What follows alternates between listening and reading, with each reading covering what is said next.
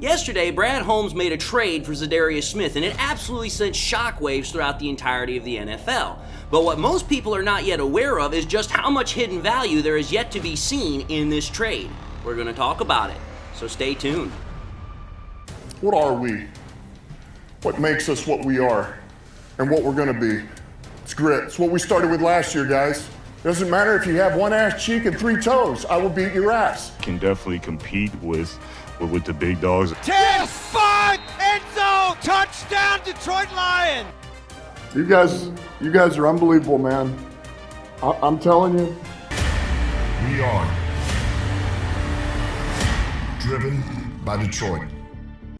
Hello, Detroit Lions friends and family members. Welcome on back to yet another episode of MCM Motor City Mania. I'm your host, David T. Pike, and as always, we're diving on in. My friends, I'm going to tell you this right now. Yesterday's trade for Za'Darius Smith was absolutely a wonderful, magnificent, awesome trade. I've already talked on it in the fact of, okay, getting Za'Darius Smith for what we got him for. We gave up a 5th-round draft pick this upcoming draft and a 6th-round draft pick in the year after that. Plus, we got him with 1 year left on his current contract, so after this year, he's still got one more year, and we got a 7th-round draft pick in 2026. Okay, I considered that, and I still consider it great value that the Detroit Lions got in terms of what they had to give up versus what they received from the Cleveland Browns with the Za'Darius Smith trade. And the value was just absolutely awesome. You take a look at what Za'Darius Smith instantaneously provides for our team is a massive upgrade in terms of pass rushing, number one. Number two, he has immense amount of experience playing in the NFC North because he's played for both the Vikings and the Packers prior to this.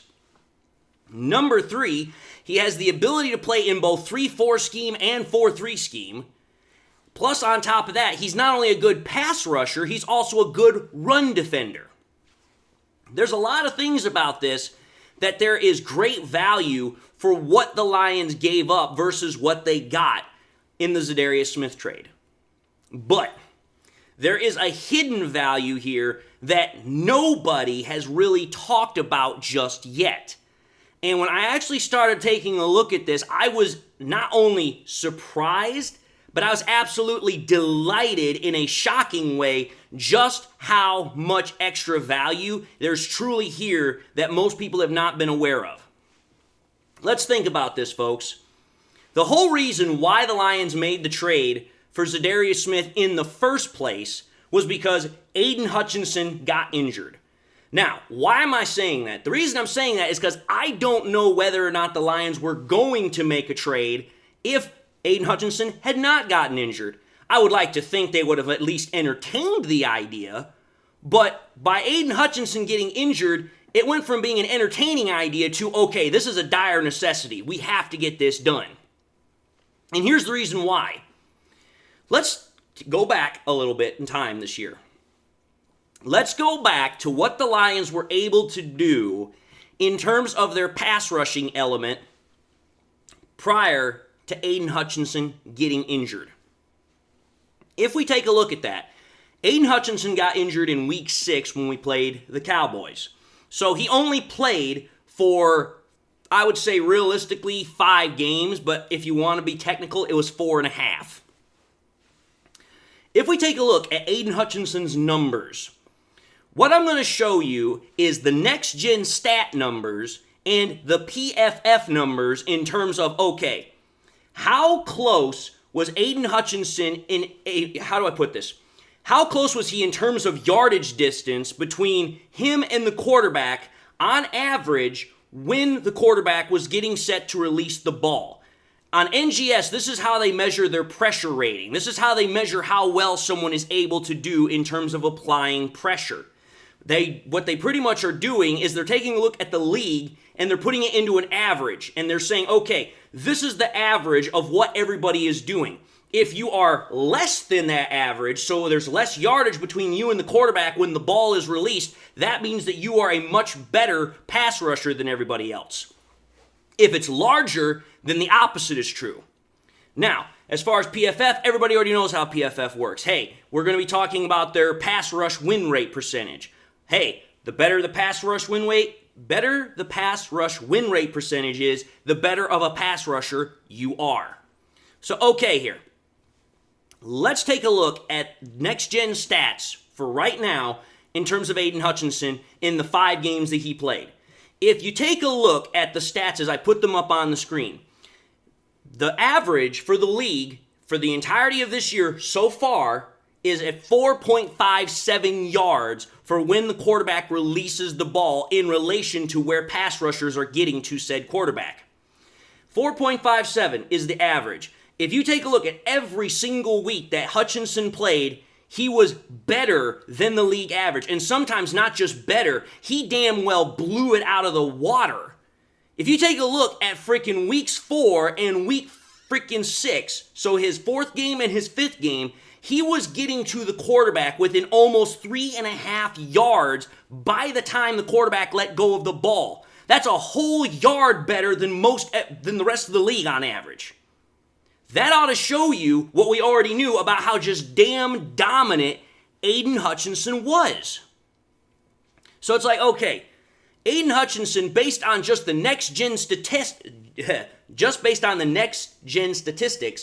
already shows how dominant, how freaking just of a manhandle he was as far as not being able to be stopped. I mean, he was just able to take over games by himself.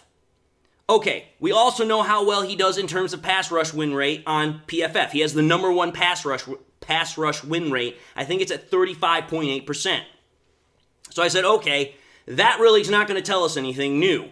But what I decided to do was say, okay, we already know how damn good Hutchinson was. But what exactly was the percentage of, hey, the next-gen stats as far as the rest of the guys, because typically when they do the pass rush numbers, they will show the 4 best guys that are, in terms of this, and they'll put it like in a half pie chart or something. And for those that know what I'm talking about, you definitely are getting what I'm saying here. Well, if you take a look at said pie chart, there are 4 guys, right? So I said to myself, okay, what's the percentage each week of the other 3 guys making it, first and foremost, better than the league average of 4.57 yards at the current moment? And what is the average of the other 3 guys combined when you divide by their number? So what I'm saying here is you add up every single one of their yards in relation to when the quarterback releases the football, and then you divide it by 3. Here's what you get, and I'm going to show you it right now. When you take a look at the Lions, over that 5-week period that we're talking about, there's only 2 times where more than one was actually able to get higher than the league average. And that was weeks 3 and that was weeks 4.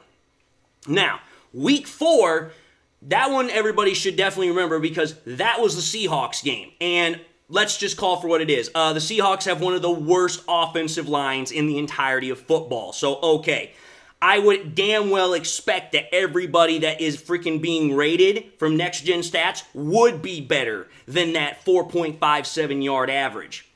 But when we take a look at not only the percentage of the other guys that were, getting better than that 4.57 average, take a look at what the average of each week was in relation to the other 3 guys, their average all combined.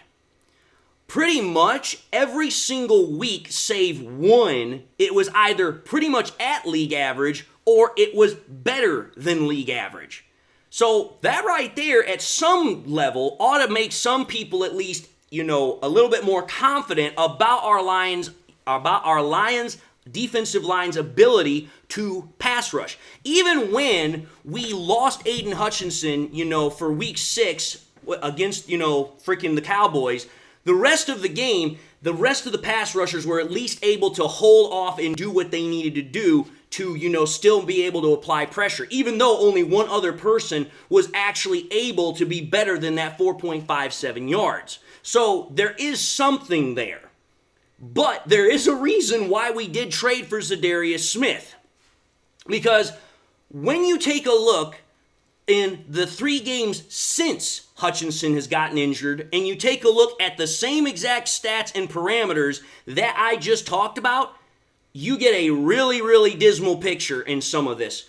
First and foremost, the best pass rusher for Week 7, Week 8, Week 9, I'm going to put the numbers up on the screen. For Week 7, it was Pascal. He was able to get within 4.48 yards on average.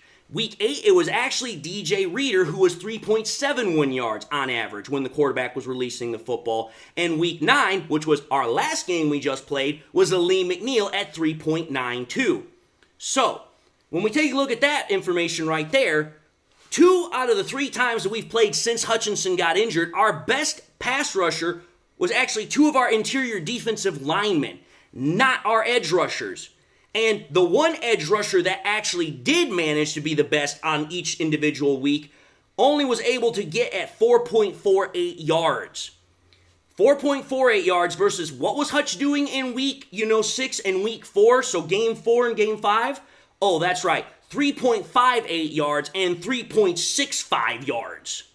So yeah, even though the interior defensive line is still able to apply pressure, the fact of the matter is that our edge rushing component has not been able to apply anywhere near the same amount of pressure, getting anywhere close to what Hutchinson used to do.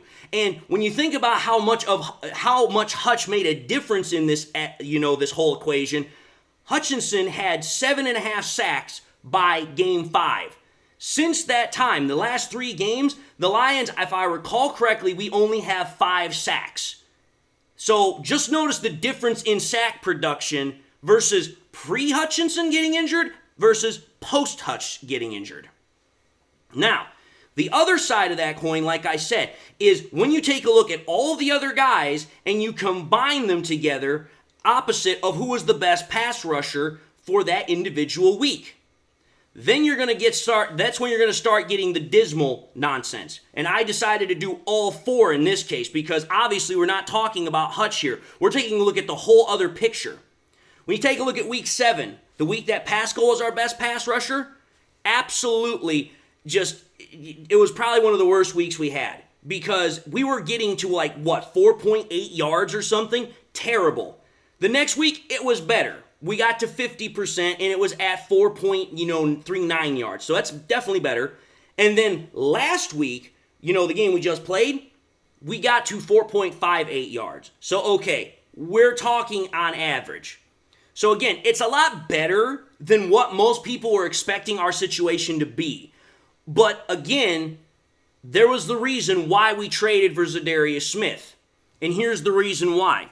Because when you take a look at the production post and pre-Hutchinson getting injured, okay, now you already have a picture of how bad this truly is, or was. Why am I talking about Za'Darius Smith in this context of having hidden value? Here's the reason why. I want y'all to take a look at this. Again, I'm going to do this in 2 sets. I'm going to show you the next-gen stats version, and I'm going to show you the PFF pass rush win rate version. For Za'Darius Smith, every single week, because the Browns had not had a bye week, they had played all straight through. So from week 1 to week 9, this is how Za'Darius Smith did in relation to the other 4 top pass rushers that week. Week 1, he did not qualify. Okay, that's not good because the worst person in week 1 for the Browns that actually got up on that pie chart was at 5.13 yards. So I then said, okay, for my averaging purpose at the end, it has to be at least 5.14. But every single week after that, Za'Darius Smith was either number 1 or no lower than number 3. So he's either doing better than Myles Garrett at least one week or he's just behind Myles Garrett in the majority of the other weeks. When you take a look at this, and dude, I'm telling you this right now. When you take a look at the average that Za'Darius Smith has over the 9 weeks that he has played, his average comes out to a 4.26 yard average on, when he's getting as close to the quarterback is when he throws the ball. So 4.57 is the league average. Za'Darius Smith is at a 4.26 average. You want to know where Hutch was over the 5 games he played? It was at a 4.02. So, okay, still substantially better than Za'Darius Smith, but Za'Darius Smith is easily about 25 plus points or 0.25 points better than the rest of the league on average. So, yeah, that shows you just from the next-gen stats perspective how damn good Za'Darius Smith is. And when you put him in comparison with Hutch, even though he doesn't do anywhere near as good as Hutch, it's still a pretty damn nice compliment. Okay, that's next-gen stats. How does Za'Darius Smith look each and every week in terms of the pass rush win rate percentage from PFF? Here's what the numbers will show you. If you take a look at every single week, virtually from week 3 all the way down to week 9, save week 6, he's easily getting over 20+% pass rush win rate. The only anomaly is, like I said, week 6, which goes to 14.3%. But other than that, every other week, he's easily getting 20% pass rush win rate. So, when you take a look at Za'Darius Smith over the entirety of the year, his pass rush win rate is at a 19.1%, which is 9th best in the league at the current moment. Well, what did I say about Aiden Hutchinson's pass rush win rate? It's the best in the NFL. His is at a 38.3%. Again, vast difference between Hutch and Za'Darius Smith. But again, the Lions now, at least according to the pass rush win rate by PFF, have 2 top 10 pass rushers on both edges. And on top of that, according to Next Gen Stats, they have 2 guys that not only meet the league average in terms of getting close to the quarterback when they release the ball and applying pressure, they are ridiculously further ahead in getting in that category. So what I'm trying to get at here, the hidden value is, okay, I know when we traded for Za'Darius Smith, a lot of people want to say, you know what, he's a good piece, but he's too old, he's not nearly as good anymore, blah, blah, blah, blah, blah. I'm sorry, that's not what these numbers are telling me. At 32 years old, this dude is still playing at a ridiculously high level. He might not be Hutchinson level, but he's still top 10 level. And you think about it. We have Za'Darius Smith now. He's going to now help us in the pass rushing game. That's going to be huge because now we've got a potent threat on said line. But, oh, wait a minute here. We get to the Super Bowl and you now bring back Hutchinson? That's going to be a huge element. And then, let's just go a little even further. The very next year when we play, now you've got a fully healthy Hutch and you've got Za'Darius Smith starting the year together as both edge rushers with this current defense. Yeah, that's the hidden value. That's what makes this trade, once you actually start getting into the deep dive numbers, look sinister. It looks scary sinister. Like, this should make a lot of people crap their pants if they're opposing teams, because now it's like, oh, we're in a world of hurt. Because I'm telling you this right now, there are not many teams that are going to be able to handle both of these guys once they're on the field together. I'm telling you, this trade is looking much better every damn minute I look at it. But having said that, I'm going to end this episode and say thank you all for watching yet another episode of MCM Motor City Mania. If you like what you saw, by all means, highly encourage y'all to watch the next episode. Also encourage y'all to do one of these 3 things: like, comment, and subscribe to the channel. If by chance you subscribed in the past and you forgot to do so at the time, please make sure you hit that bell notification icon so that way you guys never miss any more content that I push out. And I, again, want to highly encourage all that have not yet done it to please subscribe, because it does help. I also want to encourage, please, share this content with your Lions friends and family members. Share here on YouTube, share it on Twitter, share it on Facebook, share it anywhere and everywhere you possibly can. Because the more we can do that, the greater the channel can grow and spread. And with that being said, my friends, I hope you all enjoyed the content. Whether you're a long-time viewer or this is your first time viewing me, I hope you all got something out of it. Also hope you all got something in your life that makes you happy, makes you smile. God bless, my friends. And until the next time we meet, I'll see you all in the next episode.